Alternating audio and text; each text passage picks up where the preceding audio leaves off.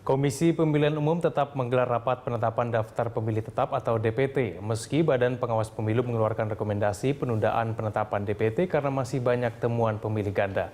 Untuk mengetahui informasi selengkapnya telah bergabung bersama kami reporter Nurhaini Amir di Gedung KPU, Jakarta Pusat. Ya, Neni, sudah sejauh mana pembahasan dalam rapat penetapan DPT? Ya, Egan, saat ini memang Komisi Pemilihan Umum masih menggelar rapat pleno terbuka rekapitulasi penetapan daftar pemilih tetap untuk pemilu tahun 2014 nanti.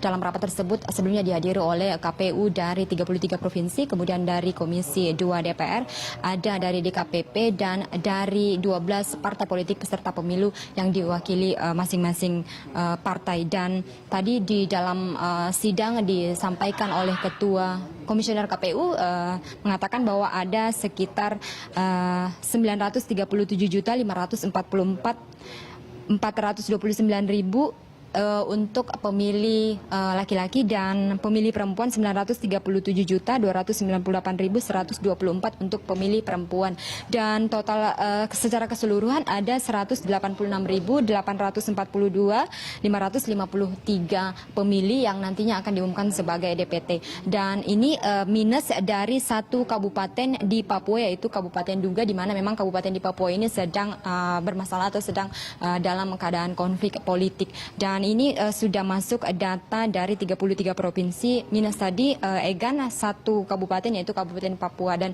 saat ini masih sedang berlangsung perdebatan dan tanggapan-tanggapan dari beberapa partai politik atau 12 partai politik yang menjadi peserta pemilu. Tadi saya sempat menyimak pernyataan dari perwakilan partai politik seperti pernyataan dari Cahyokumolo, di mana Cahyokumolo mengatakan bahwa KPU harus menjadikan data pada hari ini sebagai data untuk referensi persediaan logistik pemilu, bukan menetapkan DPT pada hari ini, dikarenakan memang PDIP sendiri menemukan ada sekitar 20 juta lebih data yang bermasalah di daerah pasca penetapan DPT untuk tingkat kabupaten kota. Dan selain itu memang di data-data bermasalah tersebut ditemukan nama-nama yang tidak memiliki NIK, kemudian ada nama-nama yang sudah meninggal tapi masih terdaftar sebagai pemilih, kemudian ada TNI maupun Polri yang masih aktif dan tercantum sebagai pemilih, lalu ada nama-nama yang tidak tertera NIK-nya,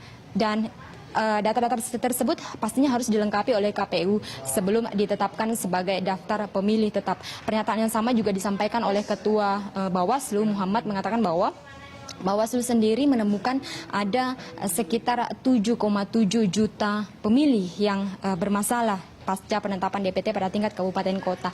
Dan dari temuan-temuan tersebut juga beberapa hal yang sama seperti yang disampaikan oleh PDIP Cahyokumolo, bahwa ada nama-nama ganda, kemudian ada pemilih yang sudah meninggal namun masih terdaftar sebagai pemilih, TNI dan Polri yang masih aktif kemudian terdaftar sebagai pemilih, dan sebagainya. Selain itu juga tadi dari Partai Golkar yang diwakili oleh Egan, dari Partai Golkar sendiri juga yang diwakili oleh Nurul Arifin. Ya, Neni, lalu bagaimana dengan sikap Bawaslu yang merekomendasikan penundaan penetapan DPT, Neni? Ya, Egan, Bawaslu sendiri tetap kekeh pada pernyataannya yang meminta KPU untuk melakukan penundaan penetapan DPT pada hari ini, dan Bawaslu sendiri merekomendasikan untuk mengumumkan DPT paling tidak tanggal 4 November mendatang, dikarenakan KPU harus membersihkan data-data yang ditemukan bermasalah sekitar 7,7 juta pemilih, dan selain itu juga data-data yang ditemukan oleh Komisi 2 sebesar 20 juta lebih, dan data-data yang ditemukan oleh beberapa partai lain seperti Partai PDI Perjuangan yang juga menemukan banyak data-data dari pemilih yang bermasalah. Egan. Baik, terima kasih Neni. Nurhaini Amir melaporkan langsung dari Gedung KPU Jakarta Pusat.